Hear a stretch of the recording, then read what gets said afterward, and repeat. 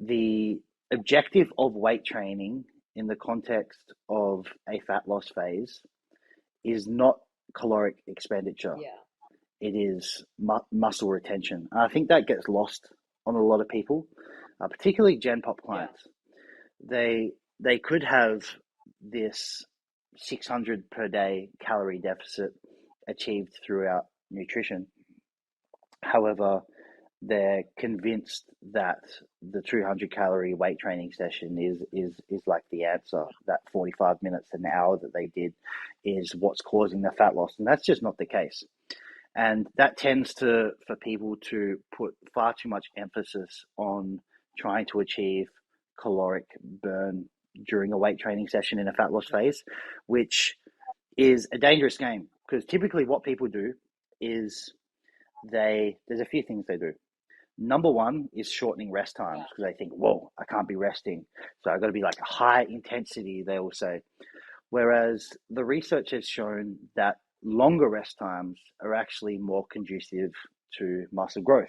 And with that line of thinking, that leads us to believe that long rest times are also more conducive to muscle retention during fat loss at a time where muscle loss is at a higher Yeah. risk. So as we just said, the objective of weight training in the context of a fat loss phase is muscle retention, not caloric expenditure.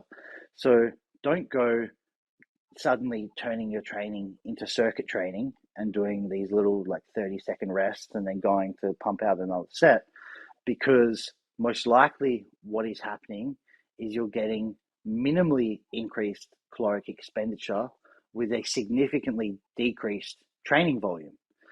And training volume is the biggest predictor of how much muscle we're going to be able to retain throughout a prep.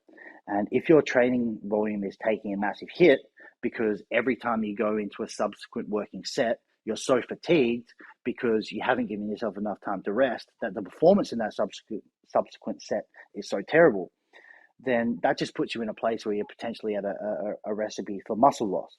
So bad thing is remarkably reducing your rest times just because you're in a fat loss phase. It's a dumb thing to do.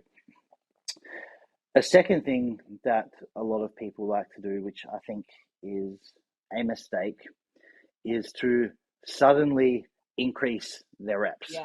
Like for whatever reason, when people are bulking, they'll or trying to gain, they'll sit comfortably in that 8 to 12 rep range for the most part.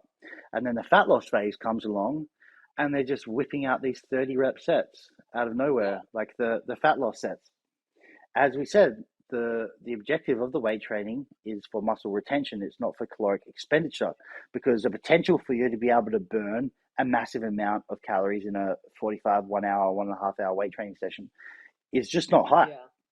And the research has also shown us that high rep sets don't actually burn that many more calories than a higher load low rep set. So people have this assumption that if they're doing more reps, because it is closer proximity to what cardio looks like, is a whole lot of reps done consistently, that they assume that this is causing more fat loss. So it's not necessarily the case. And the danger of high rep sets is that it means that your training loads need to come down substantially. Now, I said that training volume is a big predictor of how much muscle you're going to retain on a prep. But what I think is a stronger predictor is your strength levels. Exactly. So what can you do for a top set in that 8 to 12 rep range? And if the loads that you're typically using around for your PRs or your best efforts in your building phase are suddenly reduced by 25 to 50%, so you can engage in these 30 rep crazy superset, giant sets, whatever they're doing. This is a massive problem because the heavy 8 to 12 rep sets that built the muscle in the first place, that was a stimulus for the muscle to come on. If you suddenly pull that stimulus out, the muscle has no real reason to stay around. And this is why I think we see a lot of people going through fat loss phases that look like they've lost a lot of their lean tissue in the process, is because they're just not using anywhere near the loads they were typically using in their build phase. So rest times is a really good one, and not increasing your rep ranges much, if at all. They shouldn't really increase at all, because they're really not. I think it's more so a myth that like these high rep sets are toning sets or fat loss sets, but it's mostly bullshit. Yeah. And the last thing I just wanted to touch on when considering training is people become volume junkies in fat loss phases, and by volume I mean set volume. So they might do, let's say, like 15 to 20, let's say, working sets per session in their build phase. And then during a fat loss phase, they think more volume, more work, more fat loss. Let's just keep adding sets on, because the more sets I do, the more calories I'm going to burn. But again, it comes back to that initial reframing and understanding why weight training is in our program right now during a fat loss phase. Anyway, it's to hold on to muscle, not to burn calories. So what we need to do here is, I'm just trying to think about the best way to explain this. So when we are in a deficit, we have a reduced recovery capacity because we have less food. We can't recover from as much work. So if we then take the approach of saying, let's start adding more and more sets, it's kind of